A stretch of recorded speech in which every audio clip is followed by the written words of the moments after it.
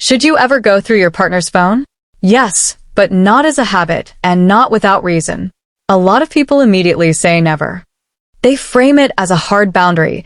It's an invasion of privacy, and if you trust your partner, you should need to check.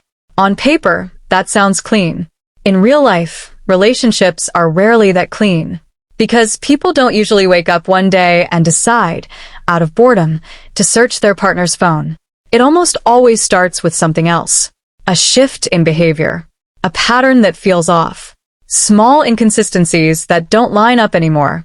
Sudden secrecy. Unexplained moods. A phone that used to sit face up now always turns face down. Laughing at messages that never get explained. Being constantly online, but strangely unreachable. Suspicion doesn't appear out of nowhere. It builds. Now, could that suspicion be wrong? Of course. People misread things all the time. Anxiety, past trauma, and insecurity can distort perception. That's why going through someone's phone should never be the first move. It should never replace communication. It should never be casual or routine. But let's also be honest. Pretending that people only ever want to check a phone for no reason isn't realistic.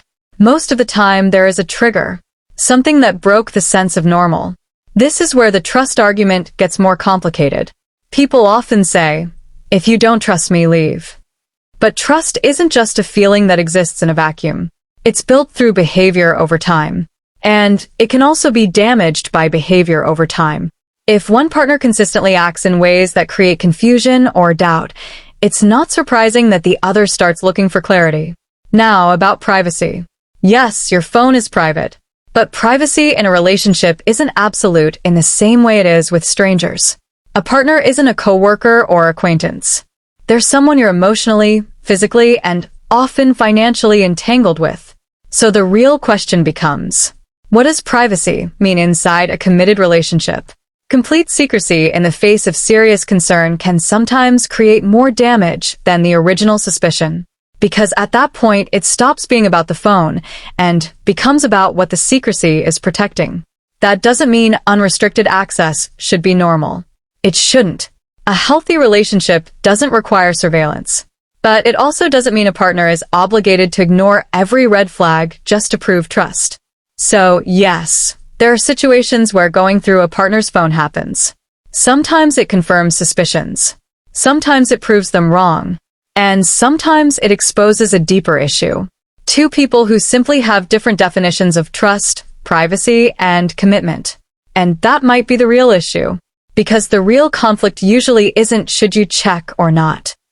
It's whether both people actually agree on what a committed relationship is supposed to look like. Openness, boundaries, transparency, and all the uncomfortable gray areas in between. And this is where I'm probably going to disagree with a lot of people. I don't believe a phone should be treated like sacred personal property inside a serious committed relationship. Not when you're sharing a bed. Not when you're sharing bodily fluids. Not when you're sharing your fears, your dreams, your struggles, and your future. At some point, the relationship itself should matter more than a device. Now, that doesn't mean your partner should be randomly searching your phone every day. It doesn't mean they should be policing your conversations.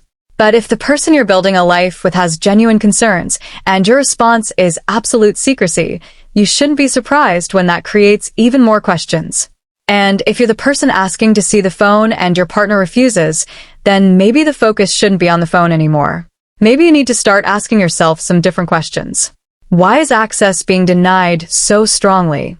What exactly is being protected? Why does a device suddenly have stronger boundaries than the relationship itself? Why am I being asked to trust words while being denied transparency? And perhaps the biggest question of all, can a relationship survive when one person believes transparency builds trust, while the other believes privacy should always come first? Because ultimately, the issue was never the phone. The phone is just the object. The real issue is whether two people share the same expectations about openness, trust, and commitment. And if they don't, the disagreement over the phone may be revealing something much bigger than whatever is actually inside it. That's it for today. Don't forget to like and subscribe. Stay tuned for the next one.